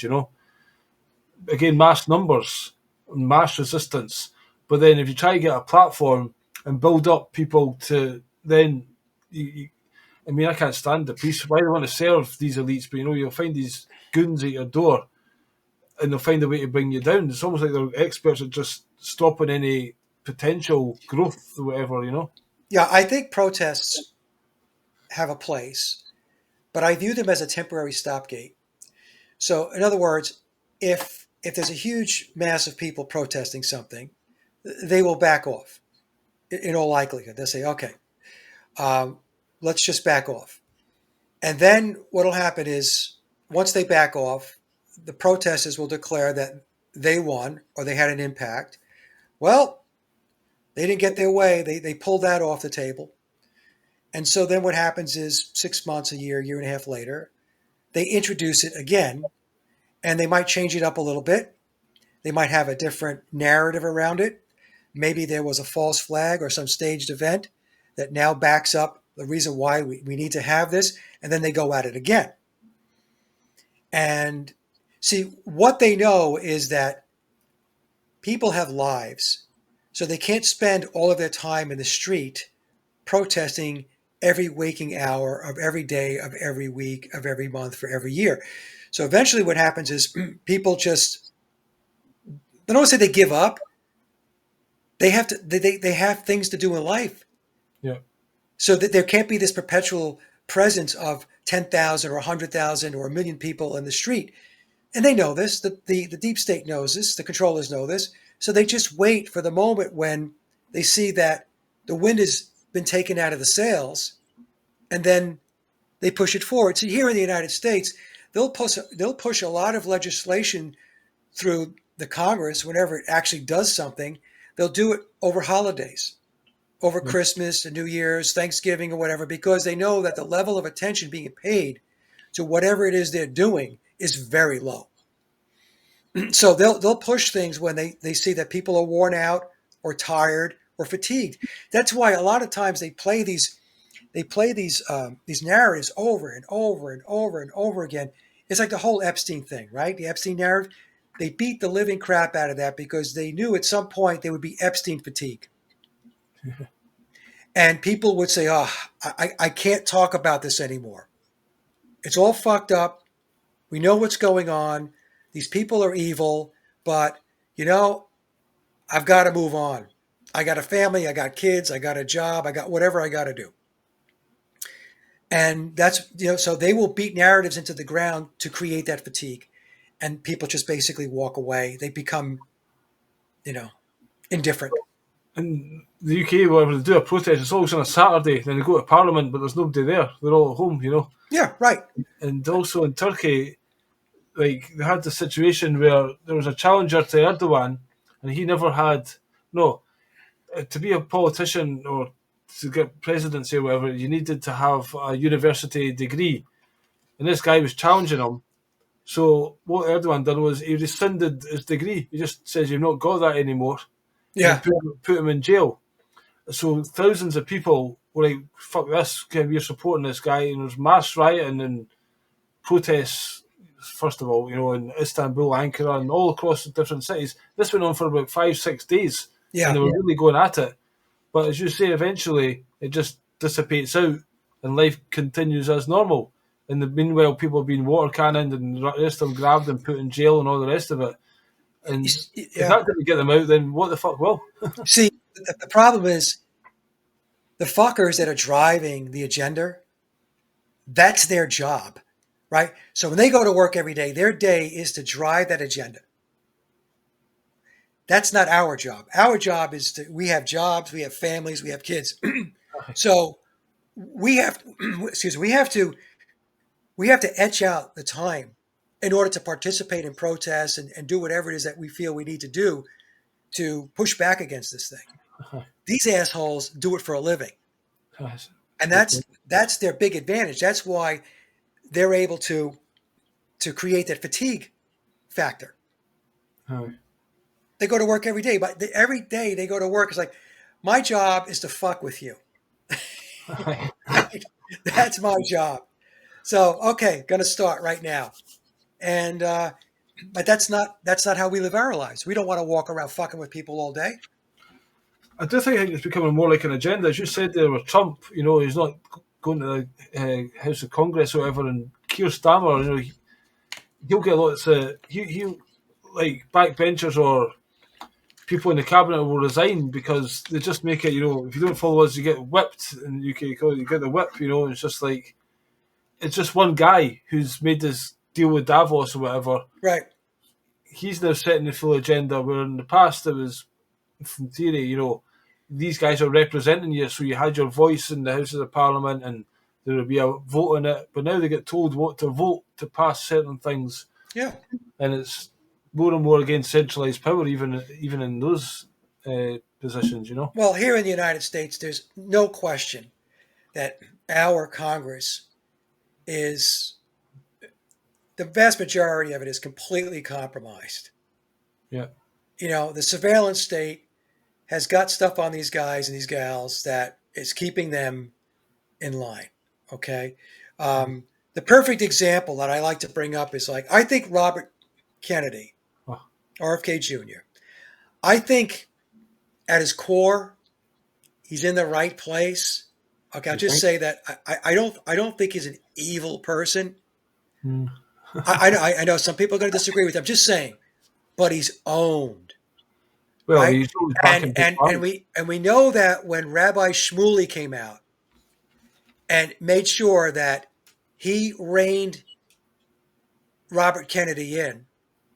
And he made sure Robert Kennedy understood, look, don't you step out of line. You step out of line, okay?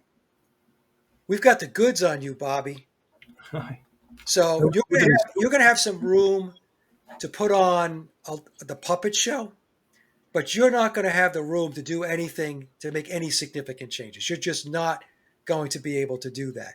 So, and I know some people I'm not a Robert Kennedy fan, by the way. I'm just saying that I sense that there's just not this pure evil running through the guy. Let's just put it that way. Okay. Some people are just pure evil. You look at Netanyahu, that guy is just evil from head to toe. Yeah. But a lot of these people are operating the way they're operating because they're constrained, because they are completely compromised. I forgot who I was listening to going back about a year ago or so. And this person said that they knew what it was that they had on Kennedy. And it had to do with some kind of sexual, some sexual thing that obviously that he wouldn't want out. Right. So they just dangle that in front of them. Hey, Bobby, remember this? Get in line. Oh, that's because he knows about Tom Cowan, and he knows about the no virus, but he never mentions it, and he keeps the lab leak idea going, and big pharma, vaccines that, take this out of a vaccine but still give you a vaccine kind of thing. Yeah, he comes out and says, I'm not anti-vaccine. I believe in vaccines. I just want safer vaccines. Exactly. That's his narrative. Anyway, Mike, we've come to the end of the 2 hours. Thanks again for joining me. Do you have anything you want to wrap up on? No, not really. It's just I don't know what happened there toward the end. Kind of lost my voice, but my website is sageofquay.com, SAGEOFQUAY.com, and all of my links are there, Billy, as I mentioned in our previous shows. I'm on Twitter if you want to follow me. I've got 2 blogs. The blog links are on my hub website, and along with my YouTube channels, my Rumble, BitChute, Odyssey, and Brighteon. So I got a lot of stuff out there, and I really appreciate you, Billy, having me on the show, because it's always a great discussion. Cool. We'll leave it there. Thanks very much for joining us on this Halloween. I'll go away and put my mask on again now. And everyone else, thanks for watching. I'm not sure when I'm back on. I don't have any other interviews lined up, but when I do, I will keep you informed. Thanks for watching. Cheers now, and bye-bye. Bye-bye.